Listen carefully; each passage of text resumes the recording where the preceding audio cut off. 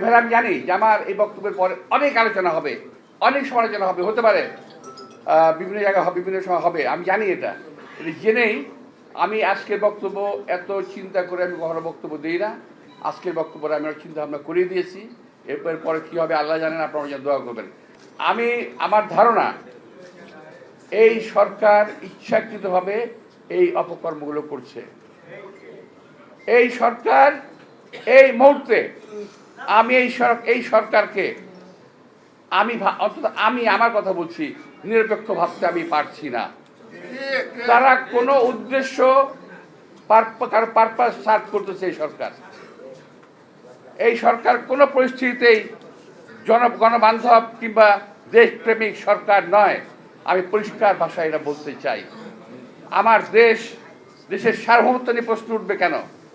যদি এই সরকারকে প্রমাণ করতে হবে তার দেশপ্রেমিক সরকার, আমার প্রশ্নগুলোর জবাব দিয়ে, আমার প্রশ্নগুলোর সঠিক জবাব পাওয়ার পরে আমাকে যে শাস্তি যেখান থেকে দেওয়া হবে আমি মাথা পেতে নেব।